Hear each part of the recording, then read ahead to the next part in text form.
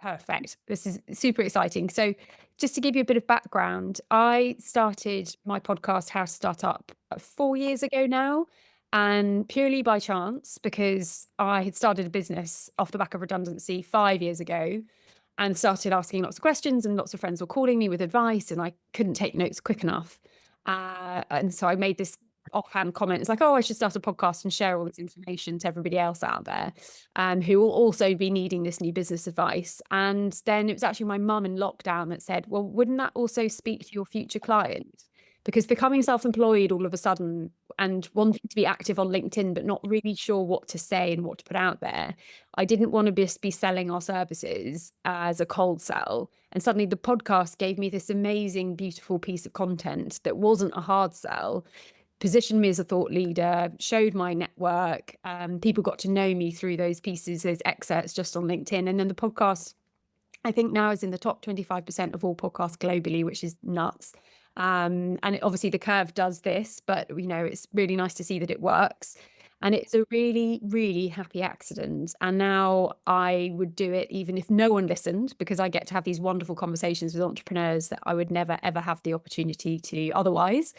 And also it really brings value back to our business. So I often get emails from people saying, I've got to know you through the podcast. I really like you. Can we work together? I'm like, great, but what do you want to do? It's really interesting to see that scale and that pace that a podcast can bring back to a business. And I think that's where we wanted to focus this talk around how podcasting can support finding clients. And of course, if you've got questions on other things around podcasting, you're very, very welcome. I thought I'd start in terms of the structure of today by giving you a little bit of an overview of podcasting generally, and then really go into lots of questions, because I know when I've done these talks before, it's really beneficial for people to be able to ask their unique question, because everybody's at a different stage. Everyone has a different understanding of it. Everyone has a different sector. So that, if that's helpful to you guys, would be thrilled to help. So I've come at it from a communications background. So I've had 25 years in luxury marketing and communications.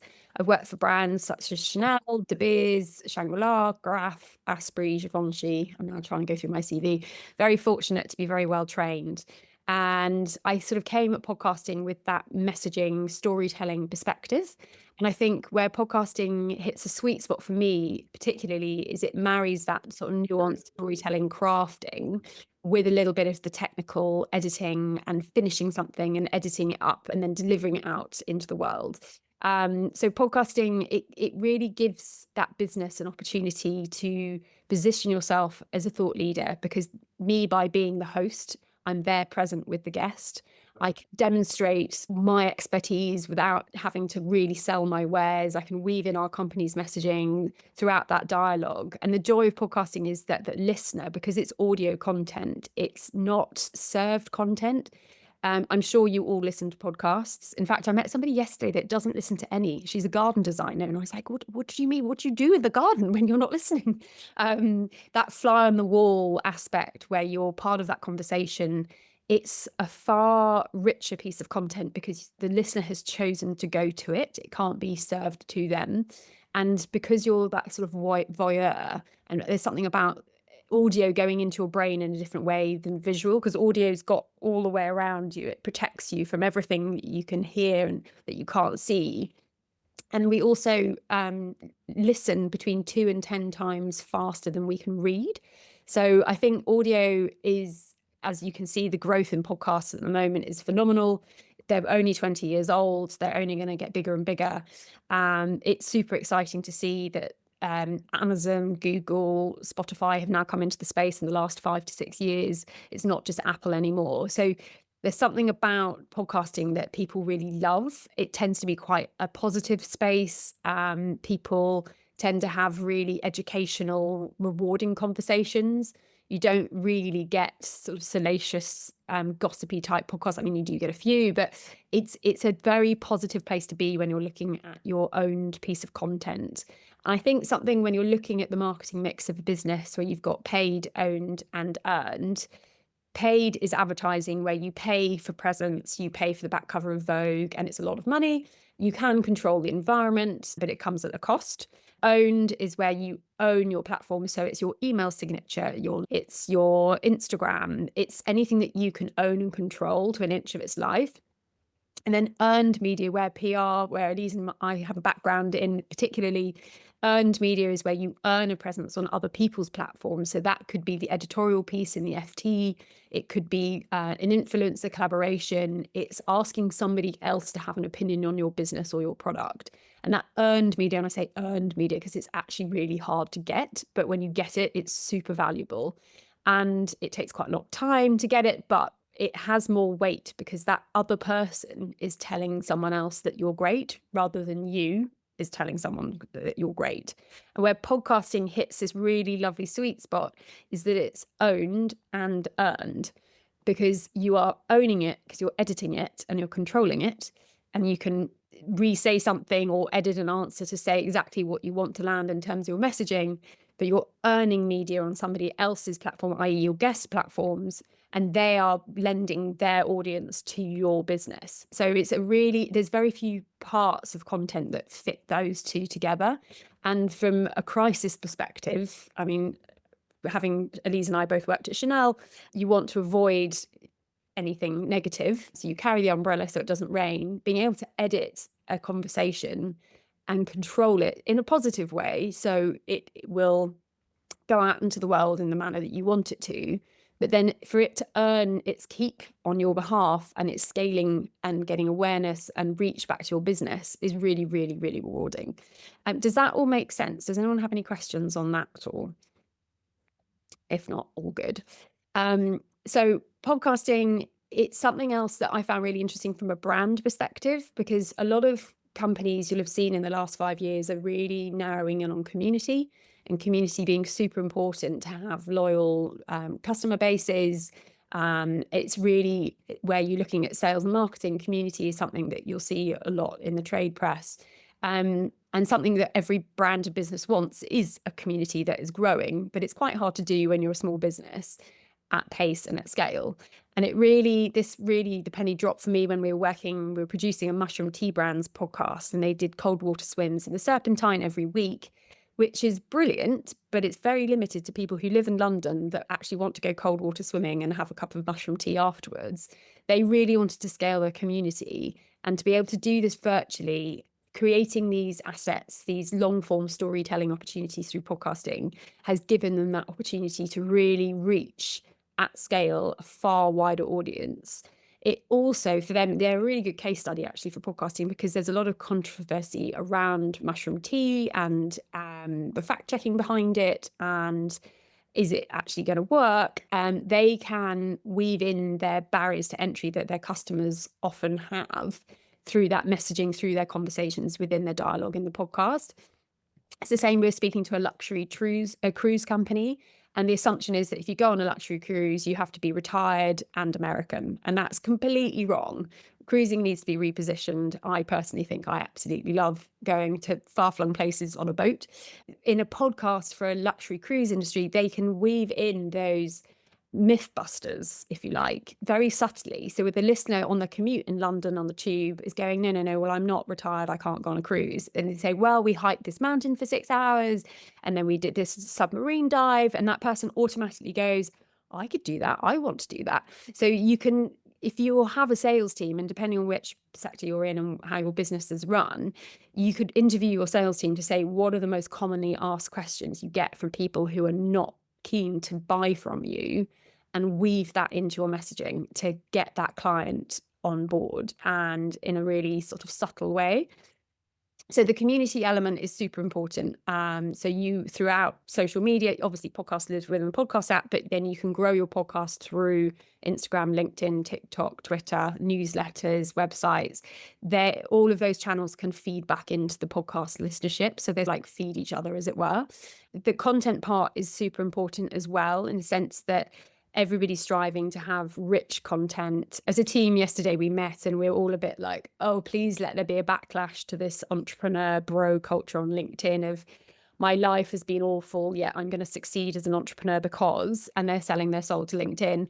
I feel like podcasting can provide content that actually has worth and people can empathize with and really relate to without alienating people and getting the eye roll, depending on the concept and obviously depending on the topic. But it can give you a bank of hugely rich, repurposable content for all of your other platforms. And for us as a small business, we typically teach businesses and brands how to do their own public relations. We also produce podcasts and we also teach people how to do their own podcast on our course. For us to be able to take excerpts from our podcasts, and what we should be doing is taking excerpts for talks like this and repurposing it on all our channels to kind of practice what we preach and also sort of prove what we do. People engage with video content way more than static images, and people can get to know the personalities behind brands, which obviously then feeds into community as well. So the content piece is really, really, really exciting. The educate, inform, and inspire listeners. This again harks back to that opportunity where you're becoming your own publisher. You're creating an opportunity to have a long form conversation where you'll see column inches in press decreasing quite a lot. Becoming your own publisher, creating a platform where you can publish what you want, gives you that opportunity to educate your listener, to let them get to know you and to hopefully get them to sort of bond with you in a way that they wouldn't otherwise. The other point within that is positioning yourself as that thought leader. For me, I was very much taught within my brand roles that no one is bigger than the brand. It's not about you. The brand comes first. And I was completely fine with that. Having a small business now and having to put myself out there has been a bit of a shift change for me. And it's not something I'm completely comfortable with.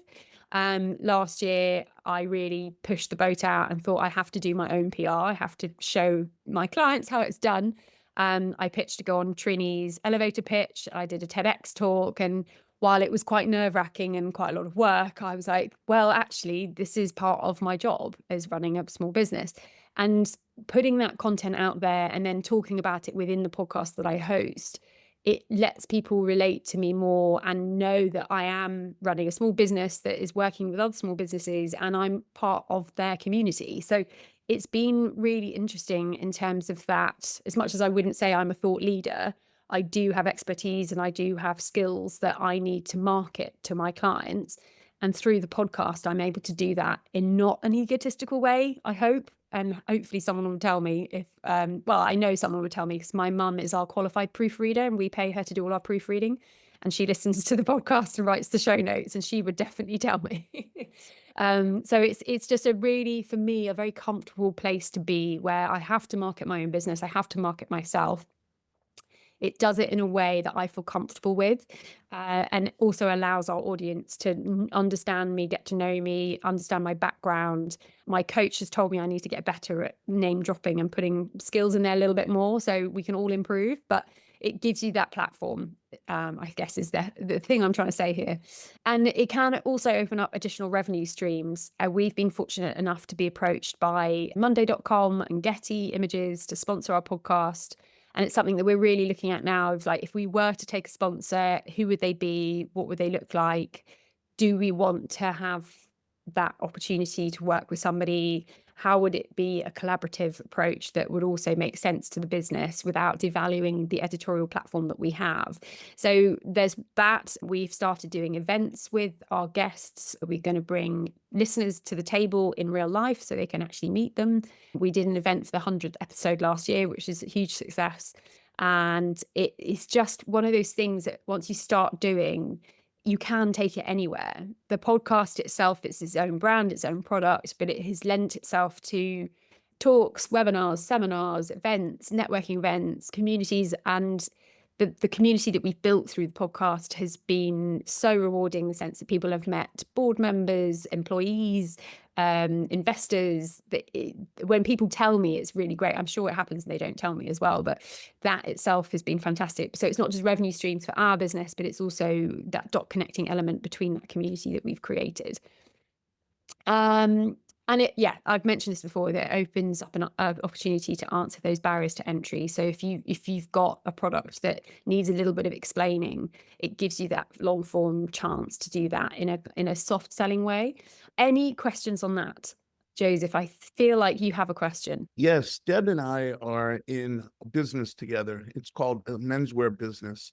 And I am interested in knowing how to have the podcast, but also and talk about fashion in general, and then also promote or market our brand. It's a really good question because I feel like anyone that's thinking about starting a podcast, you do have to think long and hard about the why behind your doing it. I've met a lot of people. I work in a co-working office. I won't mention which one. That like, I'm going to do a podcast. I'm like, it's going to be all about you, and no one's going to listen, and it's very ego led. So that is a problem because people do it, they don't get the reaction that they want, and then you get this thing called pod fade where they do 4 episodes. They're like, well, no one's loving it, I'm going to stop. So it's really heartbreaking to see that because there's a lot of work that goes into a podcast. You want it to work.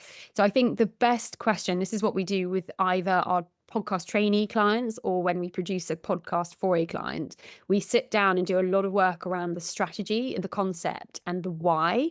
What does this need to bring back to your business or to you if you're doing it as a personal project? What does success look like to you in 12 months for this? What does it need to deliver back? What does that look like? Is it we've grown our Instagram following by 100,000, or we have managed to sell our product through the podcast, or it's driven through Shopify for our Instagram content, or it's just enriched our community and our audience and its brand awareness? Because I think a lot of what people get confused, and I've CFOs who are like, well, what's the return? What's the financial return? It's like with all things with marketing, it's really hard to know exactly how much money that activation has brought back.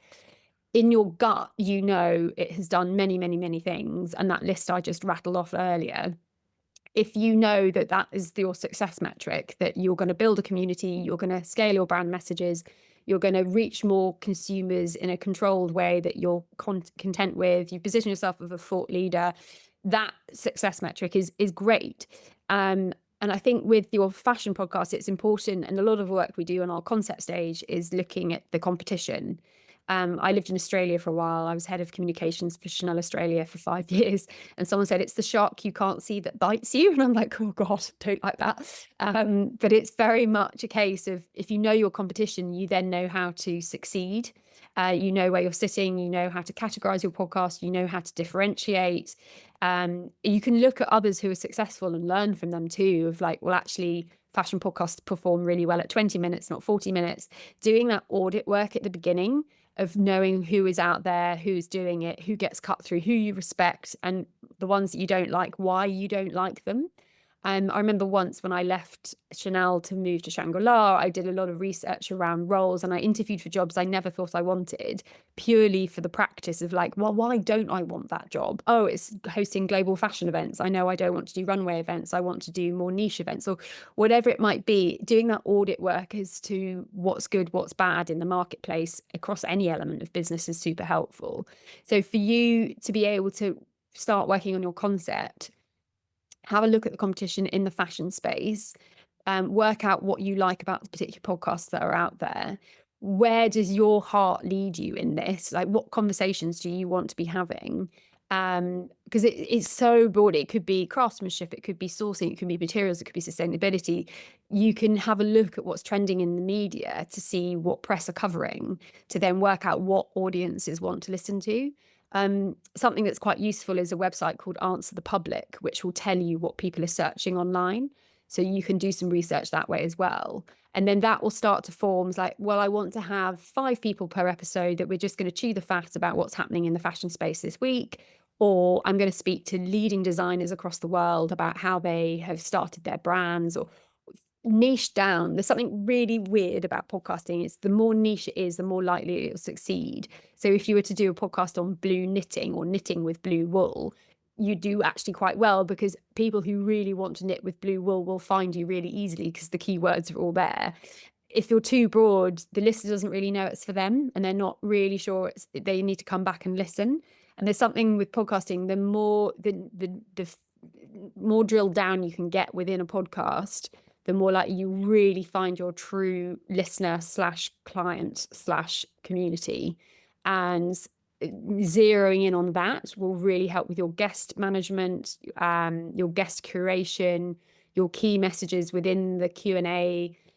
when you come to then start writing out the questions for your guests, working out what you want to ask them, that will really help narrow that down and stop you asking 50 questions.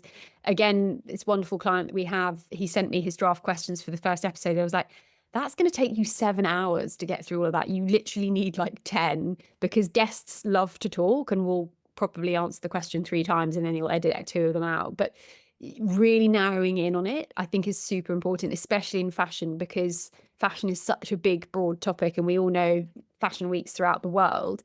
Getting your key point of difference that will hopefully talk back to your business will be really beneficial. Does that answer your question? Great. Perfect. Anyone Yes. else? Good. Perfect. Please ask any other questions. Sally, did you have any questions at all? I don't know if you're going to come on to this or not, but one of the big unknowns for me is how much time it's going to take. Like, how much of my week would I have to dedicate to this to do a good podcast? How much money is it going to cost me? So I know I can do it myself. You know, I know you can get the software and you can do the editing yourself, but that obviously increases the time that I'm going to have to give it. So what time would I save if I paid somebody else to do it? But what's that going to cost me? I suppose those are my, obviously it's an investment of time. There's a choice of how much money you invest, but I just don't know. I can't quite work out what I would have to give to it. Totally. And that is the best question, because I learned very quickly, when you start a business, time and money are the 2 most limiting factors, and time is more limiting than money, because money comes and goes, time is finite. And it took me years to accept this, and I'm still not okay with it. And if we could have a 10-day week, that would be fantastic. But yes, time is the most critical part in this. I would say that on average, half an hour recording takes probably an hour and a half to edit. Very average. It really depends on your guests. I had a couple of guests that had speech impediments. At the beginning, I was still editing it like I was working for Chanel, and everything had to be immaculately perfect. And a friend's like, it's too edited, it's too clipped, you need to relax more and just let it flow. So I think there's a learning in that. You can actually let it be less edited, which will obviously save you more time. What we do in our training course is we show you the software, and I've gone through, I think, 4 or 5 different pieces of software now. The best one we've landed on, it's basically a combination of Google Docs, Canva, and slides. So you're editing a transcript that will also edit the video at the same time. And there's some AI functions in there. So before, when I cut out every and ah, and I could see on the sound wave where these ums were coming, and I manually had to go through, now you click a button and they're all gone. So that saves a fortune of time.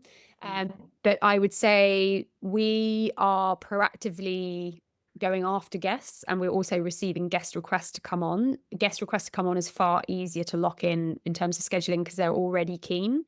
When we go after a guest, we have to give it longer lead time for them to give us our availability. So guest management and editing are probably the 2 biggest time consuming things. Something that we give our clients is our podcast production tracker, because there are about 50 different elements you need to do to a podcast to get it ready to go out. Not all of them take that much time. Probably 40 of them take 3 minutes each. So there's things like the title, the episode number, the show notes, the transcript. There's a lot of pernickety elements to it, but it's all doable if you stick to this tracker and just tick them off as you go. And that, for me, has saved us loads of time, because as a team, we're working on it collaboratively. I don't then need to go, where are you up? Are you up to social stage with that episode? Or have you got that guest booked in for this? We've got this written, I can show you in a minute. Someone said it shows how I work, but it goes from green, amber, and red in terms of how finished the episodes are. But if you've got some efficiencies and processes in place, you probably don't need to spend any more than 3.5 hours on an episode from end to end. If you bank your guests in, if you block record, so you do 2 a day, you batch edit. Time blocking is king with podcasting if you're going to do it yourself, because you're in the swing of it. When you edit, you can only edit a podcast. You can't be doing anything else. So you have to just go in the zone, block out the time, turn your phone off. And it's really satisfying, because you do it and it's done and then it's off your plate. I find with the PR work that we do, because we've got sort of 10 balls in the air at once, or 10 spinning 10 plates at once, they all land at the same time and then you can tick them all off at once. But podcasting, it's very satisfactory in terms of that is finished. I know that is complete. The socials are done. The artwork is finished. All of the little elements that you need are complete. So in terms of your ways of working, if you're quite a process driven person, you'll find your efficiencies. And it is that, do I pay someone else to do it, or do I do it myself? We meet production clients who are like, I just want to walk into the studio, have the conversation and leave and know that everything else is taken care of. Or we have our own social media team, so we're going to do that in-house, but can you do the editing? So we have a list, like a recipe list of things that we give clients to highlight, to say, what would you like to do in-house? And this is where we got our B Corp points, because we want to be transparent with our pricing. If you've got a social media team, absolutely, they know the brand better than us. They're going to be better at it than us. We'll give that part to them. So it is a question of time and money. And I think have a real think about, can you carve out half a day a week for this? And then back up in the audit work, when you're looking at your competition, you're like, you know what, I only need to publish once a month, or I need to do 10-minute episodes every week. You'll look at your cadence. And there's something very interesting about podcasting, is that once you pick your cadence, your publishing cadence, stick to it, because the listener wants to know when to expect it. So I know every Monday morning I will listen to a 45-minute episode about podcasting on my run. And it's sort of like, well, I have to do the run to listen to the podcast, and I have to do the podcast to go for the run. So it kind of works. But if they didn't publish on a Monday, I'd be really annoyed, because I was like, but that's the time I listen to that podcast and I need that information. So know your cadence, know when you're publishing. We publish every other Tuesday at 5 o'clock in the morning, and we schedule it. And then we post up the show notes, and we post on YouTube, and then we do the shorts, and then we do 2 reels every other week. And then we've got this publishing cadence that we know in our sleep that we could do. And then that makes it more efficient and more time friendly as well. In terms of money, you don't need a studio. In fact, studios, there's a lot of cowboy studios popping up in London where they haven't set up the audio properly. So you get mic bleed. If you have 2 people in a room and 2 microphones, they can hear each other. And so your voice will pop onto their microphone. And the joy of remote recording is that you have 2 separate tracks, that when you come to edit, if somebody talks over somebody else, you can mute one of them and let the other one sing, or you can pull them apart. So you've got the laughter, but then both not really loud at the same time. So you can, manipulate's the wrong word, but you can move it around to make it sound nicer. If you're all on one audio track, you can't do that. You actually have to chop whole paragraphs out if the sound quality is not great. So a lot of people, there's, again, co-working space, it's like, well, I only will record in a studio. It's like, you're going to be so less nimble on your schedule, getting you, your producer, and your guest in the same place at the same time. You're going to slow yourself down. You're going to spend way more money than you need to, because studio hire obviously comes at cost. And some studios then say they'll edit it for you, but typically they'll just run it through an AI program, chop out the ums and ahs, level off the sound and give it back to you. They're not going to hear it from a brand perspective and go, oh, did you mean to say that? Or actually, I think that's trending in the news agenda at the moment. You want to steer clear from that or fact check this. You haven't got that PR lens on it. So I'd be careful who you outsource to, and very happy if you want to run anything past me of like, is this too much or is this not? Because there's a huge spectrum out there of people that will outsource to Indonesia. There's people like me that will manually do it myself, and you know me, and there's a whole spectrum of people and pricing out there, and there isn't really an industry standard yet, and there's definitely not industry audit on the pricing either. So that's where last year we launched the training program, because not everyone can afford us to produce it for them. So it's like, great, as a group we'll teach everybody to do it yourself, and then you know what's involved, and then when you come to brief someone, it's like, well, I know that's only going to take 2 hours because it took me 2.5. So that knowledge is power, I think, when it comes to podcasting, because there's everything from artwork to social to music to technical editing to messaging to guest management. There's a lot of different skills within the podcast remit. And so if I understand from what you've just said, if you do, so the training course is to train someone to do it all themselves. Whereas if you want to do some of it yourself and pay you to do some of it, you don't need to do the training course? Yes, exactly. So we have, same with PR, we either train you to do it yourself or we do it for you really well. And at the beginning, we just send you a list of everything you would want to keep in-house and everything you'd want to outsource, and then we go on a price from there. And we're working with a marketing agency at the moment who are talking to a pension company about doing their podcast. It's like, well, we can do all the copywriting, the show notes, the guest management, the media training of the host. They can do all the PR side of it. So can you just edit it and do the socials and publish it? It's like, yeah, easy. So we divide and conquer. And it just means that the scope of work is super clear, and there's no nasty surprises. And equally, I said, look, if you want us to advise and tell you where you may be going wrong on the show notes, we can, because we've done it and we can stop people falling down holes they don't need to. Yeah, we try and keep it as clear cut as possible. And if this is not an unfair question, do your prices, which I'm sure are completely fair, but does the price, let's put it that way, does the cost of having somebody else do the heavy lifting, if you like, the harder stuff, is that financially viable for a solo trader, for a small business?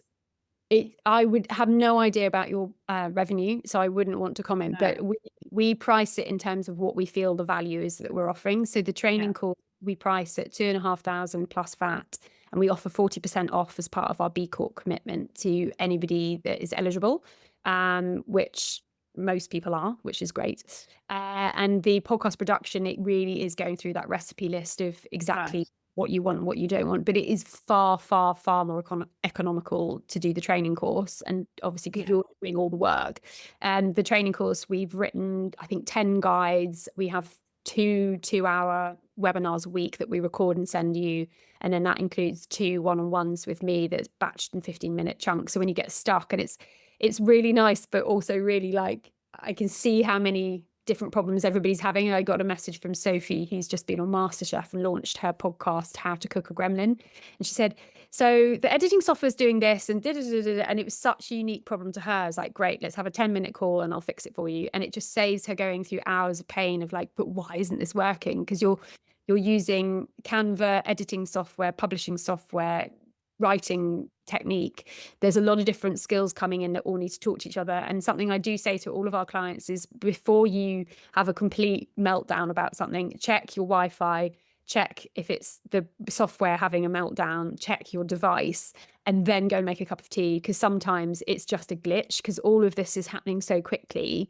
The software has developed so fast. They're changing it every day and updating it every day. Sometimes they get it wrong. And I'm sat there going, but yesterday that used to do that and now it's changed. So I've been through it all. So I hope to really speed up everybody's pain points and be like, it's okay, it's not you, don't worry about it.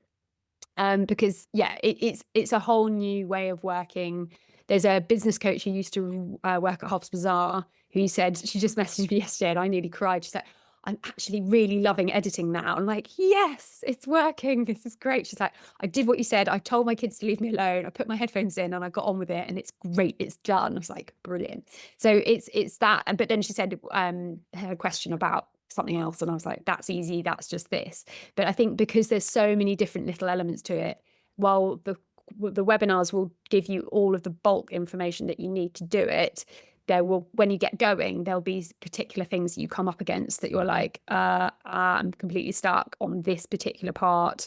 And a lot of it will then feed into Instagram or LinkedIn. It's like, actually, you should get a minute reel on LinkedIn as opposed to a 30-seconder on Instagram, and it will kind of go out until the other channels. So yeah, I'm making it sound more overwhelming than it needs to be. With the podcast production tracker that keeps you accountable, it's all manageable and doable. And I think that's where I sort of not learned the hard way, but I've got it to the point now where I know there's efficiencies to be had, and I want to save people the pain, because it doesn't be like that. And it's really fun and really joyous. And I definitely would do it even if no one listened, because I have these amazing conversations. That's actually why I want to do it. It's to get, I'm writing a book at the moment and so enjoying the interviews that I'm doing and thinking, oh God, I should be doing this on a podcast. But I'm considering the interviews as good practice for one day when there is a podcast. And I just want to check from what you said, it sounds like the best time to do the training course is when you're starting your podcast. So you're literally learning something, actioning something. Is that right? Yes, I would do it a month before you're about to start recording, just to get your channel set up and then you'll have done the work on the format and the structure, the type of guest, type of questions, so that when you start interviewing people, you feel like completely your ducks in a row. Yes. And so you've got a bit of a platform to be able to go to the guests to be like, this is the podcast, this is the concept, this is with the audience, this is when it's going to go out, this is our aim for season 1. We give you a guest release form that is basically our template of how to invite a guest, to give them reassurance that they're lending their voice to something that has that's credible, because a lot of people are starting a lot of podcasts, and the thing Yeah. a lot of people don't realize is that if you go on someone else's podcast, you give up the right to that asset. It's their channel, their show. So my guests, as soon as I click stop record, that voice belongs to me, and they don't have any legal rights to it, which is bonkers, really. I always think that's a bit unfair. But the thing about being a guest is that they want to know that if they do say something, that they trust that the edit will be flattering. Yeah. We always offer our guests the right to listen to the edit before it goes out, because we really want them to enjoy it and we want them to share it. And if it's something they're Yeah. proud of, they will more likely share it, bring back awareness to our business. So that full circle effect happens more. But yeah, I would say probably you want to do it whilst it's fresh. That's why we record the training, because you do go back and listen to it again, because there is a lot to take in a short amount of time. We were going to do it over 8 weeks, then we realized that people were so hungry for it, they wanted to get going. So we do it in a quick 4 weeks, give you all the guides that you can then keyword search, and then you can listen back to the recordings and then book in those one-on-ones when you get stuck. So yes, I'd say the other thing to mention is that when you launch a show, you should have 3 weeks between launching your trailer and your first episode. And when you launch your first episode, launch with 3, because you want that kind of deluge of content where people discover an episode, love it, then want to listen to another one and another one, to click follow, and then they get into the cadence of every other week, or however often you publish. So it's worth thinking that timeline of having at least 5 recorded down, if not edited, before you launch with 3, launch the trailer 3 weeks before the 3, and then go into your cadence. But always have a few in your back pocket, because guests cancel, and there's nothing worse than getting up to your publishing date. We're like, we don't have a recording. I think what are we now, 140 episodes over 4 years or something like that. I think one recording happened the day before, and it was only because we've got this really good but quite limiting thing where the guest from the episode before asks a question for the next guest. So it has to be in a particular order for that question to hop over. It just means that listeners want to come on to the next to hear the answer. So yeah, that was a bit like, I'm going to be editing this and then publishing it. And you don't want that. It's not fun, because when you're running a small business, you have 10 other jobs to do. So it's worth always having a few in your back pocket, so you're not panicked. Does that help? Yeah. Yes, that's very helpful. Thank you. I'm just reading the questions in the comments. I was curious about the certified B sign behind you. Yes. So this is our B Corp. It is obviously upcycled wood, and I think made from railway sleepers and disused fire hose. And they sent it. I was like, surely you can't send things in post when you're B Corp. We got our B Corp certification in 2023, last September, I think it was. And it was a case of I running a small business, obviously massive imposter thoughts around what we were doing. And I wanted to be audited by something I really respected, to prove that what we were doing was true, in the sense that we wanted to break the PR agency model, and we wanted to really call out the fact that PR agencies, I think it was the UN Congress opened the fact that PR agencies were evil and they were the fault of the world. And I was like, well, we're being honest about this, that if you could have your PR in-house, you would, but you don't know how. So I wanted to go through the B Corp certification to really prove to myself that what we were doing was right and good. And it also taught me so much about business. It was like a big brother sort of mentor, all the policies and procedures that we should consider.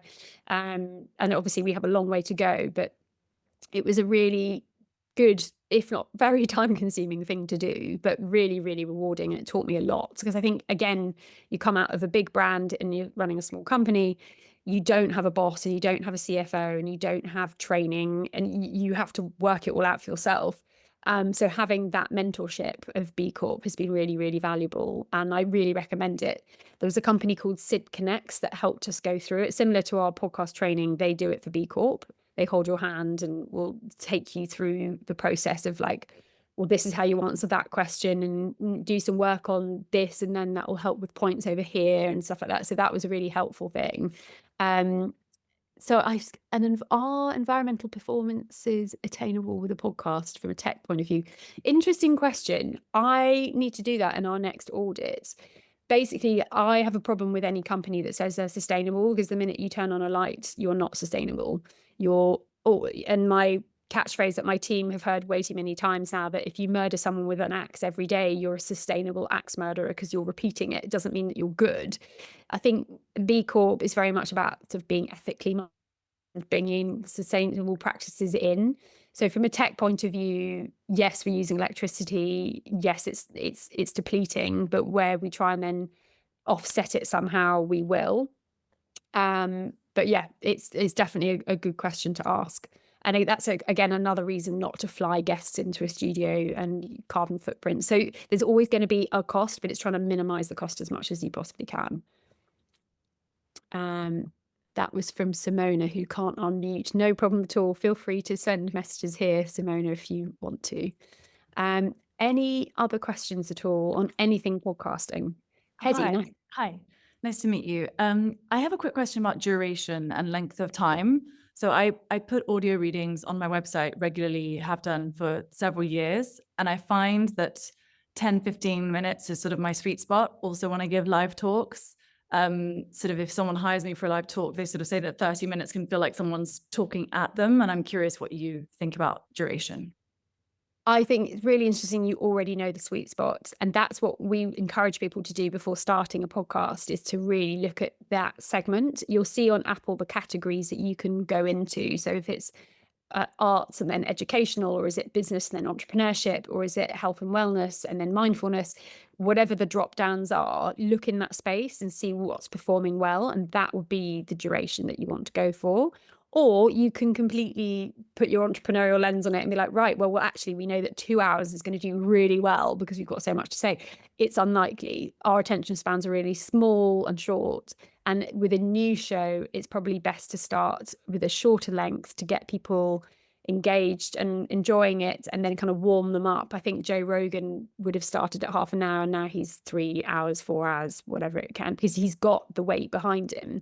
Something like Acquired, that do 3-hour deep dives on a complete company's history, needs 3 hours to talk about it because they cover so much, and they have their chapters throughout that 3 hours. But that is something that they've spent 6 months researching and have got so many interesting things to say, it can back it up. But depending on what you're talking about, if you know your listener will benefit from 15 minutes, do 15 minutes. There is no set length episode that, or there's, everyone's like, well, how long is the season? It's like, it's the Wild West. You can do whatever you like, and no one notices either. And you can do 10. We always kind of look at batches of 10 as a season, just so it's enough that you've got statistics that you can really look at in terms of seasonality of when they're coming out. And it gives you enough data to then really analyze of like what performed well. In Apple and then in Spotify, the problem with podcasting, because it's only, you have to look at both Apple and Spotify data to see where people are dropping off.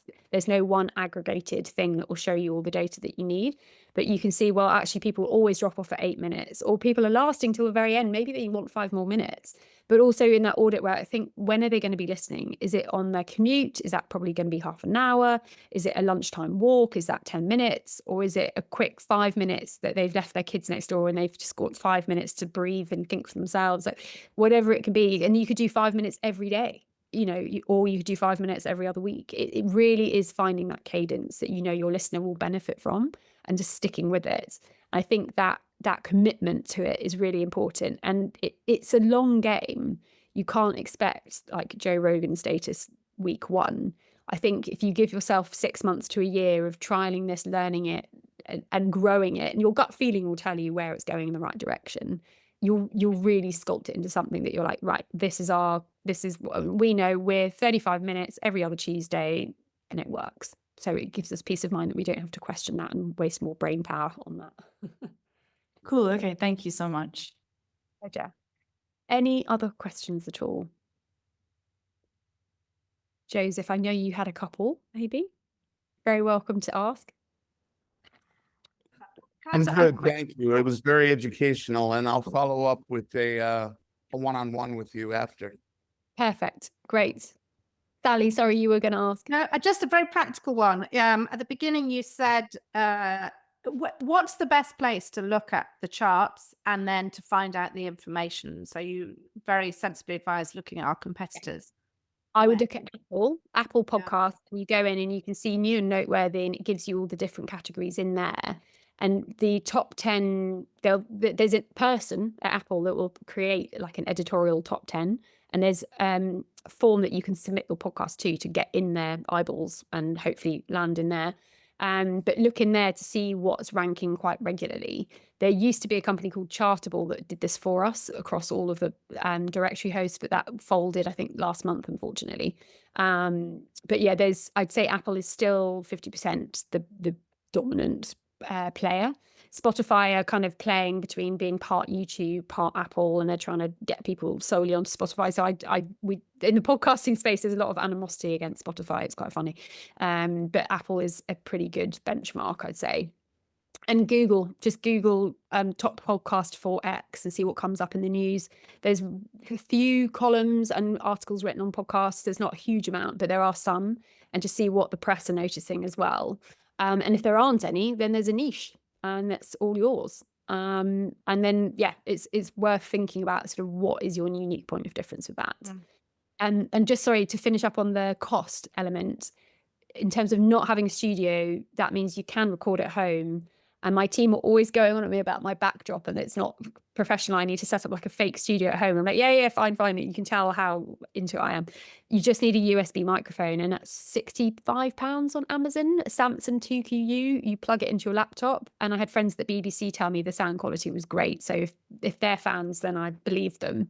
And then there's in the software, there's ways that you can edit it to make your guests sound richer. Because originally I was like, well, I'm going to have to send my second microphone to every guest. I was like, no, I'll just clean it up in post. So it's really doable. So you need Wi-Fi, a newish laptop, I'd say within the last 3 years to use the software, because it's quite heavy software. Otherwise, it'll just take a bit longer. I think having an M chip in a Mac helps with the software. This is where I become an IT help desk, and then we start talking about artwork, and it's all over the place. But in terms of costs, a reliable Wi-Fi connection, a quiet sound environment. You don't want to be in a kitchen with lots of windows or anything reflective, anything that's insulated. So that's why people do walk-in wardrobes or bedrooms, and that's it. That's all you need to get good sound quality.